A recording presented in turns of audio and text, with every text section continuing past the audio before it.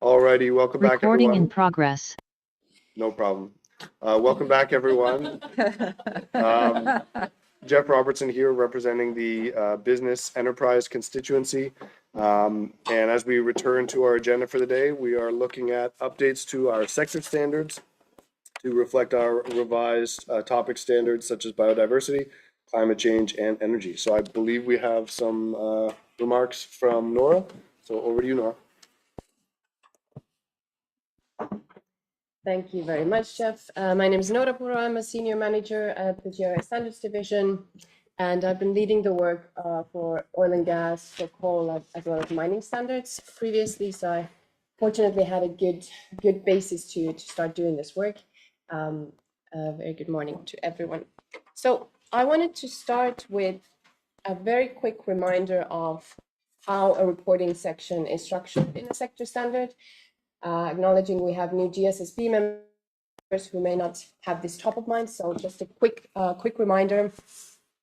So our sector standards identify the likely material topics for any given sector, and for each likely material topic, the relevant disclosures are identified from GRI topic standards. Each likely material topic has mandatory reporting on the management approach, so GRI 3.3, management of material topics.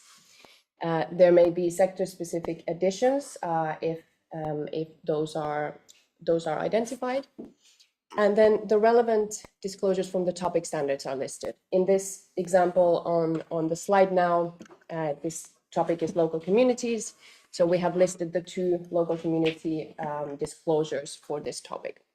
So if we came out with a new or revised local communities topic standard, we would need to reflect this change, the updated disclosures in each of our existing topic standards. And that is what we have done now. So since the publishing of our existing sector standards, GRI 11 oil and gas, GRI 12 coal, GRI 13 agriculture, aquaculture and fishing, and GRI 14 mining, we have also released revised biodiversity topic standard, GRI 101.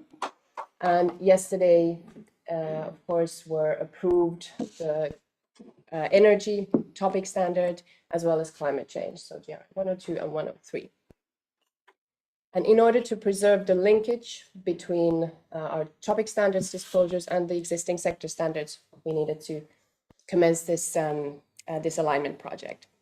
And seeing that biodiversity standard will be in effect as of 1st of January 2026, we need to have this alignment exercise done by then, and sector standards available with the revised disclosures. And because of these overlapping timelines with the energy and climate change, we decided to expand the scope from just aligning with biodiversity to also incorporating the energy and climate change disclosures. So a couple of words on the parameters, the key framing of this project. The due process has been followed. So the GSSB has approved a project proposal, and a public exposure is intended to be kicked off shortly after this meeting, we hope. We did not see a need to engage a technical committee or working group for this work. The contents were developed, assessed and revised in-house. We had relevant experts available from both the sector projects as well as the topic standards projects, and we were able to make this initial assessment in the standards division. And the alignment was focused on, of course, the new and revised disclosures. We only looked at the affected topics in each of the sector standards.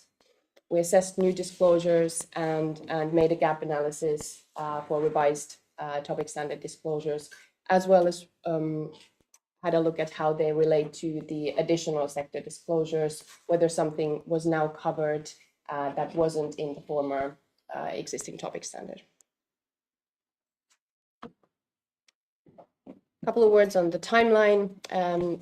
as mentioned, the GSSB has approved the project proposal that happened in December 2023. Due to resource constraints, we were only able to pick this work up in December 2024, so a year later. And so December, January, and February has been focusing on content analysis and revision of the existing sector standard contents with the new and revised topic standard disclosures. Public exposure is expected to commence in May or June, and revision of contents would then take place around July and August. We hope to come to the GSSB again in either September or November for final approval and have the translations process running in the background so that we would be ready for publishing the aligned sector standards by 1st of January 2026, when the biodiversity standard is in effect. And as this is the first time that we are doing such an alignment project, I wanted to say a couple of words on the methodology. So the types of changes that are triggered by this alignment exercise, of course, has an impact on the likely material topics. The topic boundaries and names were all assessed against the new and revised topic standards. We have implemented changes to the number and naming of likely material topics only when necessary to, for example, refuse confusion with the topic standard boundary or to reduce redundancy. And you will see an example of this in the coming slide. Topic statements and descriptions were also reviewed and updated according to the new and revised terminology, the new language used in the topic standards. So we, for example, revise the biodiversity topic disclosures to correspond with concepts like drivers of biodiversity loss that were not present in the previous topic standard. For the disclosures, we mapped the changes first in the topic standard disclosures against the revised version from a sector perspective. So, for example, has something particularly sector relevant been removed from reporting? And we assessed each new disclosure per sector for relevance. And disclosures considered relevant for the sector were included in the reporting sections, and those considered as not relevant were not included. But naturally, we're now going to public exposure to test our assumptions on these. The topic standard disclosures that were revised, meaning that those that corresponded to an existing one, were assessed in the light of original working group inputs from the sector projects. Those that were considered as relevant by the original working group were included, but those that were not regarded as relevant were not included. Examples include energy disclosures.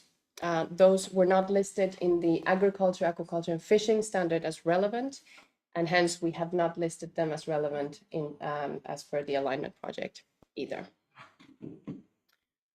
For the additional sector recommendations and additional sector disclosures, we assessed these against the new and revised topic standard disclosures, and the data points that were covered by the new revised topic standard disclosures were removed and replaced by these disclosures.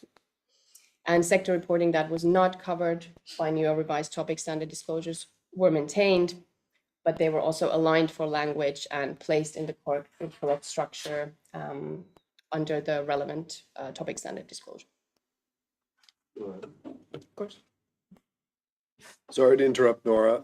Just two quick points. One, just a point of order. Our agenda says that this session is for information and discussion, but I believe you're seeking approval. That is that true. right? Okay. Yes. Okay.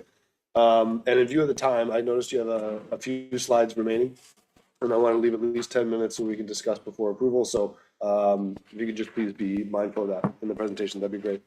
Thank you. Absolutely. Then I will go quickly through these few slides because you have received the item 10, item 11, which are the exposure draft and the basis or the explanatory memorandum. Here I would like to mention for the alignment of oil, gas, coal, and mining with the climate and energy standards, This is one example where we ended up merging two topics. So the alignment exercise actually has an impact on the number of likely material topics in the topic in the sector standard. So we merged the GHG emissions topic with the climate adaptation, resilience, and transition. We assessed all disclosures from GRI 102 as relevant for the sector's report, and all disclosures from GRI 103 except one that was also not identified as relevant in the original projects. Most of the additional sector recommendations and requirements for oil and gas and coal were seen as covered by the new climate change standard, which is great to see. And we are asking public consultation questions on a couple of others. For mining, there were 8 additional sector recommendations across these 2 topics. 2 were considered as covered, and the rest deal with mine site reporting expectation, as well as land change use emissions that were not covered by GRI 102.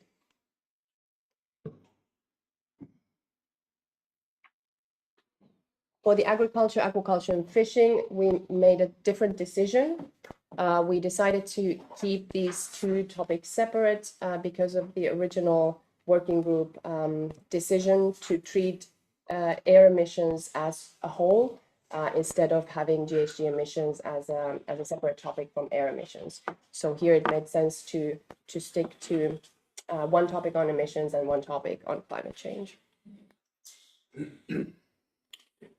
For biodiversity, as you will know, the mining standard was already aligned with the new biodiversity disclosures because of corresponding timelines. So we made similar decisions with oil and gas and coal, so that these 3 extractive standards look very similar. All of the new topic standard disclosures from GRI 101 were considered as relevant, apart from one disclosure, which is access and benefit sharing. For agriculture, aquaculture, and fishing, it was a slightly more complex task because there are 2 topics in the sector standard that correspond with the boundary of the biodiversity topic standard. These are biodiversity and natural ecosystem conversion. And here it was also decided to keep the 2 separate because of the focus on one of the biodiversity loss drivers, which is that natural ecosystem conversion. And most of those disclosures were also seen as additional to the existing GRI 101 disclosures and kept as is in the sector standard. Just a final word on what we're seeing happen in this alignment project. We had an assumption when initiating the sector program that the sector standards projects would reveal gaps in our existing topic standards, and this was indeed the case. Many of the disclosures that were developed in the sector standards projects were actually taken on board in the topic standards project, and now we're seeing them come up as topic standard disclosures in the sector agnostic standards. So there's a great way of closing the loop in a way, but some of the disclosures originally developed for sectors are actually considered as relevant across several sectors. And about half, hopefully a little bit over half of the existing additional sector disclosures and sector recommendations were now assessed as covered by the new topic standards. On the publication of these aligned sector standards, we're setting in front of you a proposal that the aligned sector standards version 1 would be published in January 2026, when the biodiversity standard will be in effect, and the aligned sector standards version 2 or 1.2 would be launched in 1st of January 2027 with the updated climate change disclosures. In the meantime, we will be able to offer any sector reporters who wish to be early adopters of GRI climate change and energy standards a resource that maps the existing sector standard to the new topic standards disclosure. So this resource will be made available. And we also want to introduce a change history box into the sector standards for reporters to have better visibility on what has changed and when the changes have come to effect. That's it for the presentation, hopefully. No, that's perfect. Thank you very much, Nora. I have one immediate question, but in the meantime, does anyone have any questions based on the presentation or the paper, or have any thoughts on the questions that are up on screen? Yes, Susanna. I have a question. It's a bit detailed, but I would like to ask the clarification. Why for the agriculture, aquaculture and fisheries, the GRI climate change disclosure 1023, just transition, was considered not relevant, if I understood correctly. And I would just maybe jump to, to the source of my concern. I mean, like agriculture alone is 1/3 of the global workforce, with a significant, engagement of women. So I wonder why the just transition was considered not, relevant for this sector, and whether there is a chance to put this particular question for the public comment period. Yes, absolutely. This is one of the issues that we actually consulted external experts, both from the climate change project as well as the labor project, from ILO and Shift project, and there will be a public comment question asked about this specific disclosure. What made us decide against putting it up as a default is that the agriculture sector is not seen as structurally going through a transition of the workforce due to climate change.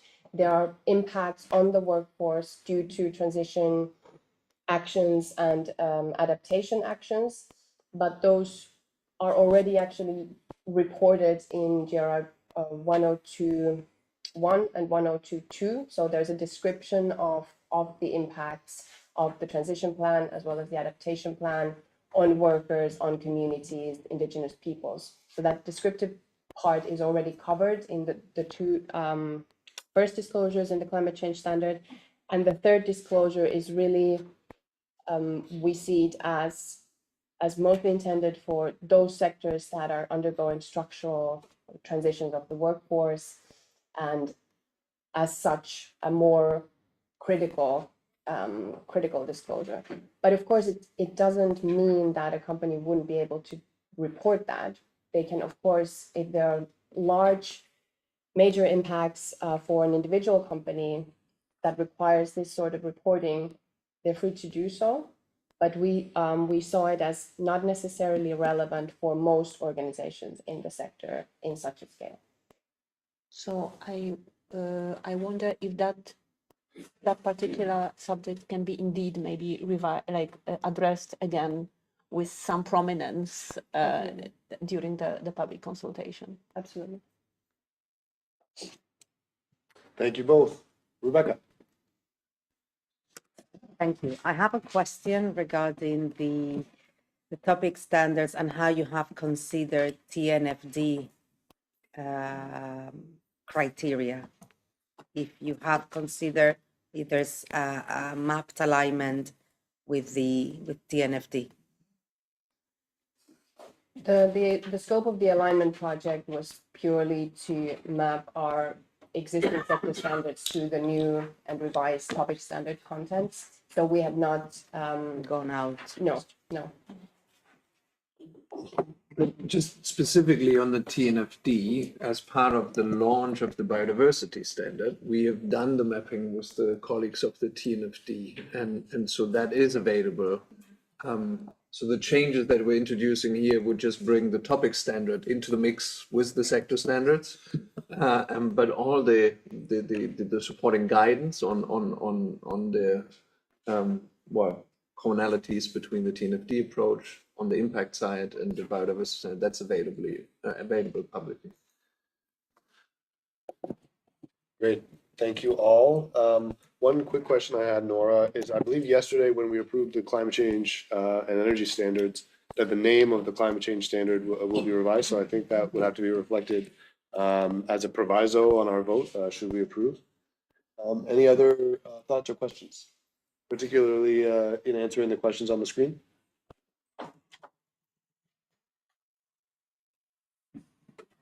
Rebecca. Yes, given that there was a 1-year delay between December 23 and December 24, is the scheduling you have proposed achievable? Or yes? Yeah. Yeah. Yeah, no, so just to clarify, the delay is not because we haven't started the project. Yes, We I just know. approved. External for other reasons. Exactly. Yeah. Perfect. Any other questions? Any concerns about approving the draft that was provided? Okay, so I think we go to the next slide, right? Last chance. Any concerns? If I hear none, then we take it as approved. Thank you, Nora. Thank you very much. And then I believe I'm passing it back to Carol to chair the next session. Yes. Thank you, Jeff. Thank you for the break. And we move now on to two papers that are connected with each other. The project proposal on impact, risks and opportunities, which is something the GSSB started talking about in June 2023. And we have spoken all along the way of this project with the ISSB, and you heard this morning us speaking with the SSBJ about this project. And the other paper that we have here in this session is the paper on the global reporting system, and the two are connected. So I'm going to pass to Mario to lead that discussion. Thanks, Carol, and hi, everyone. My name is Mario Bella. I'm Director in the Standards Division.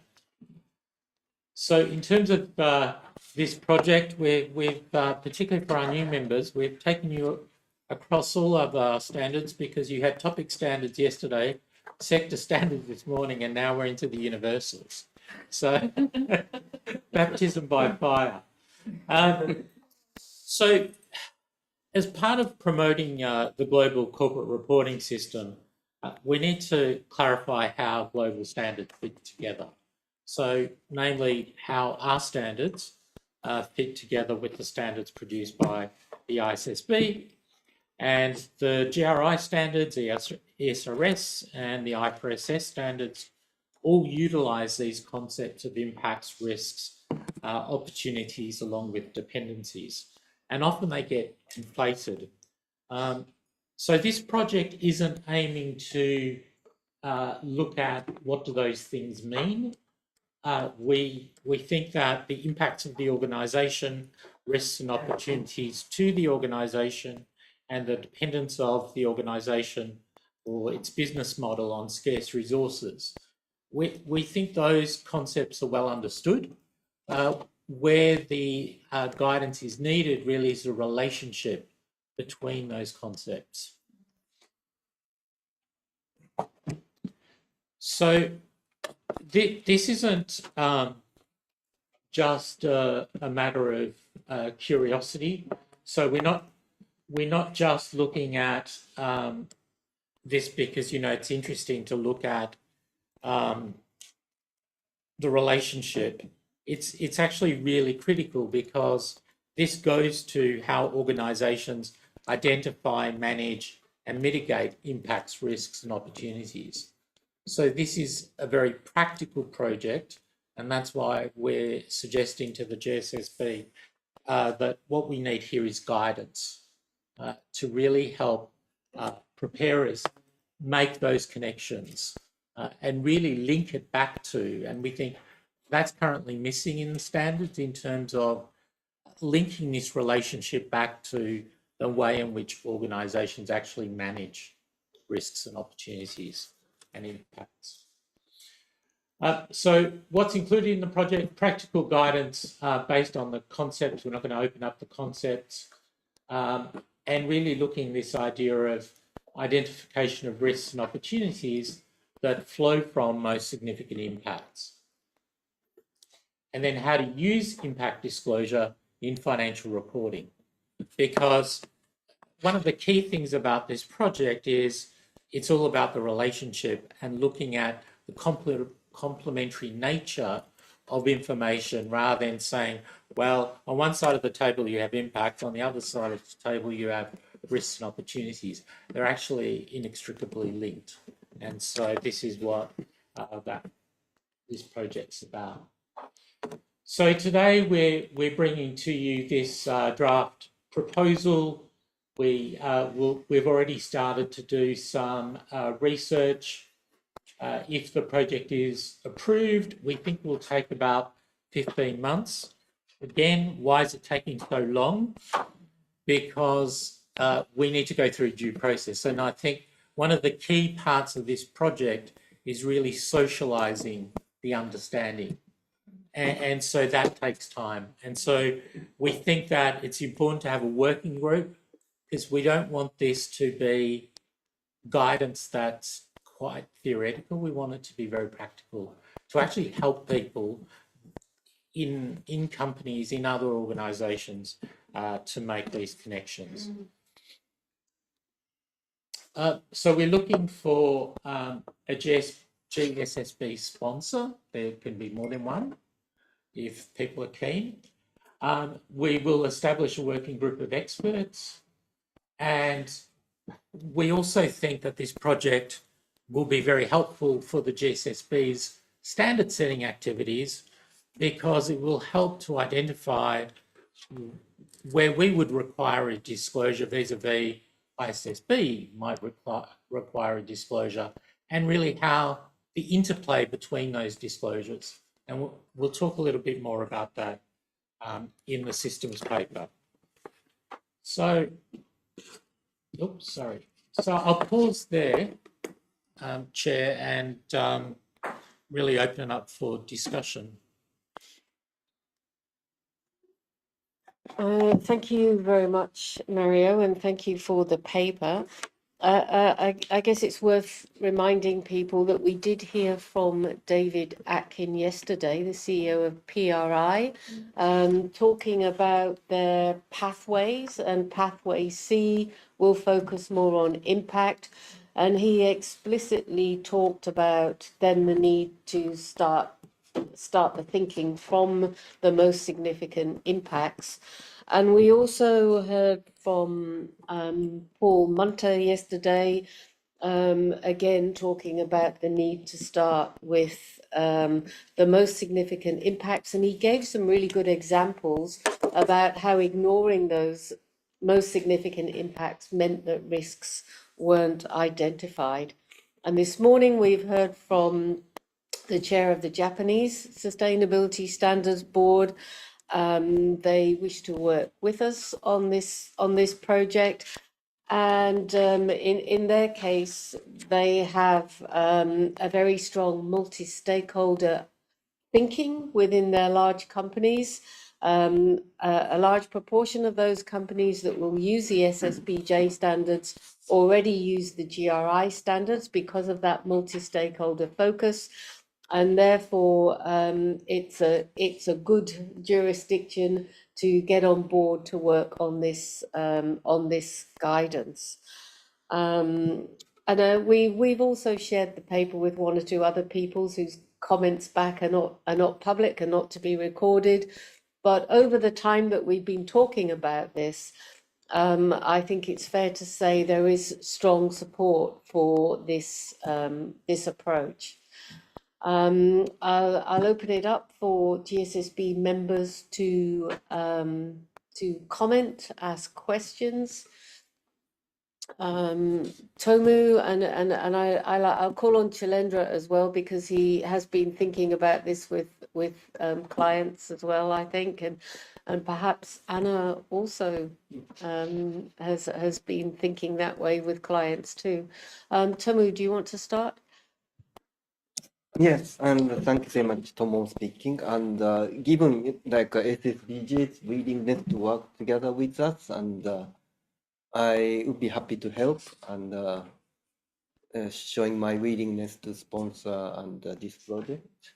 And one question is about impact risk and opportunities, but also you see the wording of these dependencies. So it's and how these dependencies and fit into this picture, and also wording dependencies. I don't know whether that's the right word or not. And maybe that's also interesting consideration. Yeah, no, that is a critical part. So dependencies of the business model on scarce resources is a key component of understanding all of this. And I think that's where the need comes out, because again, the concept of dependencies is used extensively without a lot of understanding of what does that actually mean and how do I factor that into my thinking and risk management. But also integrated reporting, it's they mention as a capital and natural capital and other part of the capital to utilize to function business model. Yep. Mario, I think in terms of the dependencies angle, I think my thoughts were that it wouldn't necessarily be only limited to the scarce resources, but it could also be relate to any other resources that have risk of being polluted by a third party. And that dependencies will therefore find its way through scarcity or through other inability to obtain that same resource, and should technically get incorporated into the risk register itself at some point in time. Just on what, just since Carol mentioned it, I think what we've been doing back in Sri Lanka is to utilize the material topics itself of the GRI universe to identify what are the general risks, for the lack of a better word, generic risks that I almost imbibed in the GRI standard itself, to become a start point for the discussion of what risks are, and then bring in the risks from the operational risks and the risks of dependencies into that, thereby creating one large pool of risks for each material topic. And I think that's something you could do. So just to sound that, I'm also really happy to be a sponsor if needed. Yes, we have no limit on sponsors. So if there's a number of, and I think that's actually very good, because I think we need to draw on different sort of expertise around the table. So the more the merrier. Yeah, and perhaps some GSSB members would actually like to be part of the technical working group rather than sponsors it. I think we've done that before, haven't we? If there's enough interest. This is a project that's really central to the GSSB. We've been talking about it for a long time. So I think if more members want to be involved, there might be scope for some being on the technical working group. Yeah. And we can scale that based on what time you have available. Yeah. Okay. There may be particular areas that you're interested in. Thank you, Mario. My perspective is more of the one leading this process for a large organization. I do not work with clients. I'm Deloitte's sustainability person, which is no, this is absolutely okay. So I will perhaps not bring the perspective of others, but for myself, I think this is extremely important. And what I would love to see in a publication like this is how do we get our colleagues in financial reporting to understand what this means, because I think in the sustainability world, we now are so comfortable with IROS. It goes by its, its new name, and we seem to understand it. But when we bring this concept to others, I think we tend to lose them very quickly. So being able to use this as a tool to explain what exactly it means and why do we think it's an important thing to do and a backbone of a lot of what we do is quite important. And I think to support Chalendra, what you said, just how do you translate the topics to IROS? There, once you go from the topics and start, freestyling on IROS, I think we sometimes tend to lose ourselves in this exercise. Can I jump in? Yeah, so this is Ian. I probably will give a little bit different perspective. We used to work in academia to look into environmental impacts, how do they translate into monitoring terms. And I would say that different topics have very different pathways. And it took us 10 years to figure out the majority of the pathways for 15 environmental impacts. So I think this is also goes back to similar